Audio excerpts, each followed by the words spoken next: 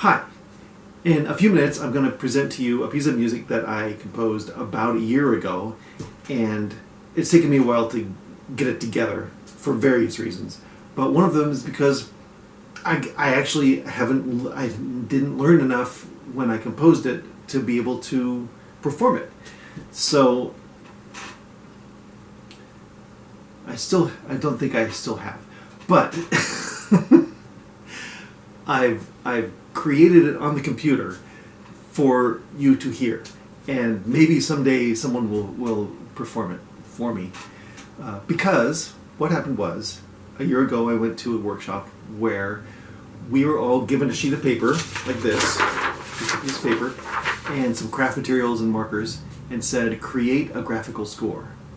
And there was a professional drummer in the workshop who, after there was about 12 of us, after we composed our pieces, we one by one gave him our little sheet of paper, and he performed it for us according to what he could see. And it was a formative experience for me.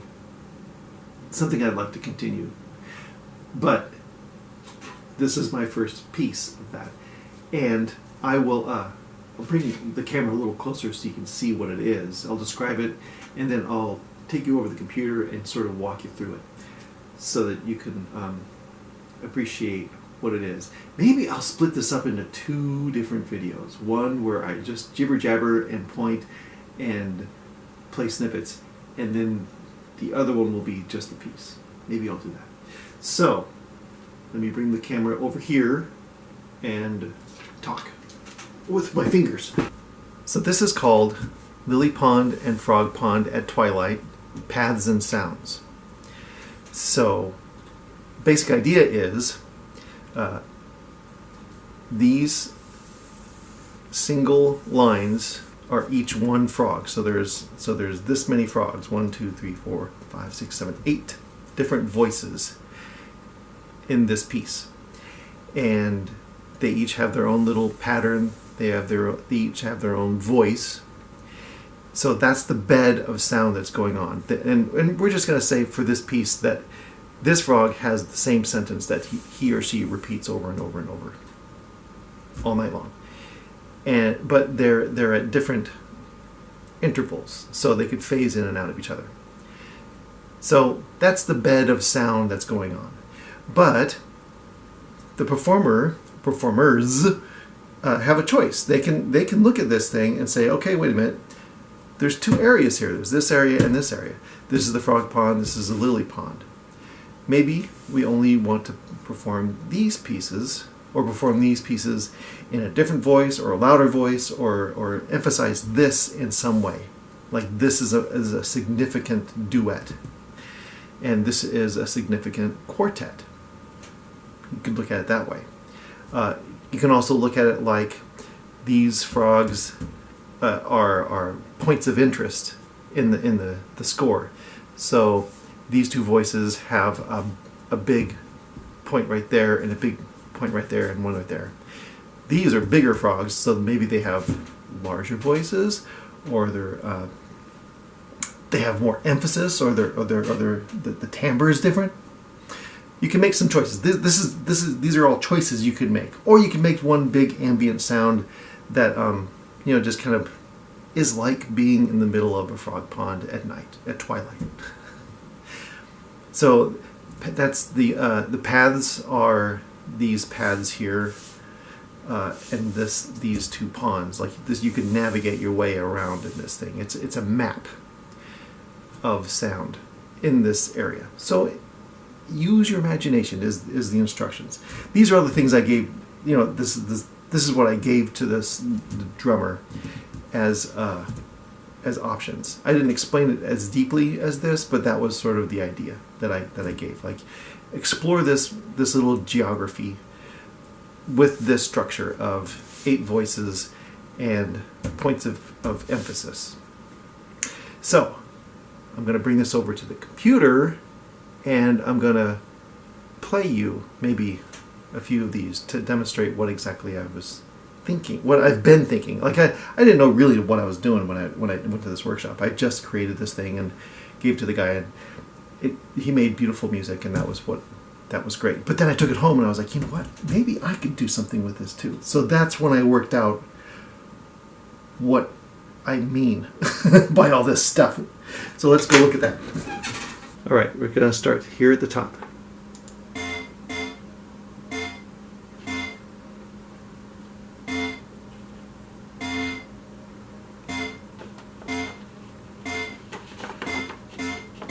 And then it starts over.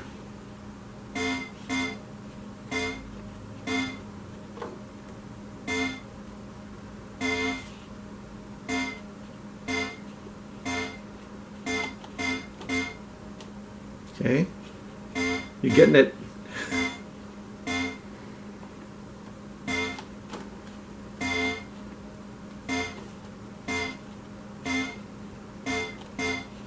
Okay, so now I'm gonna silence that one and start over down here.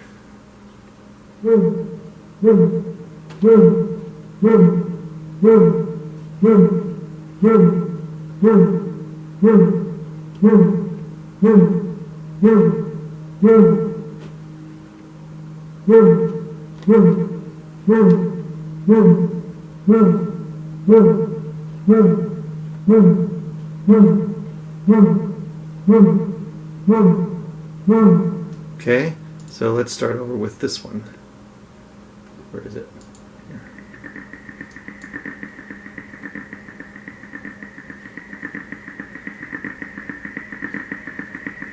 This is it's just gonna keep going like that. This one sounds a lot like a frog, actually. So let's listen to another one. Let's listen to the one right below it. So look at this area down here. These notes are these notes here.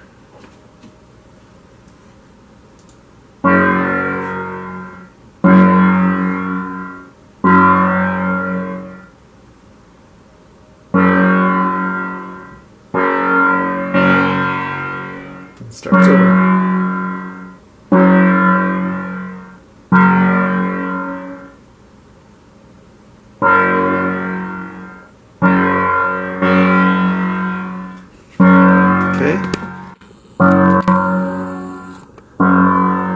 So now I'm going to move over to the screen capture software so you can hear this little quartet in high fidelity stereo.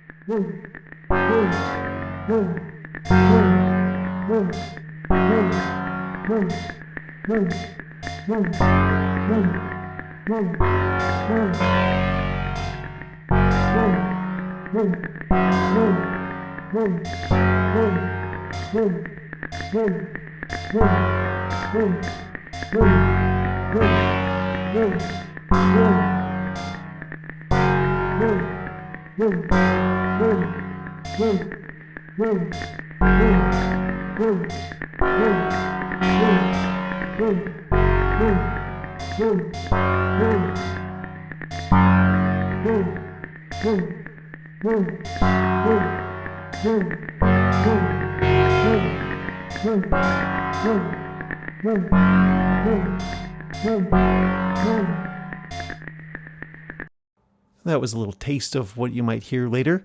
And now, since I'm in this software, I'm just going to play each track one by one so you can hear them individually.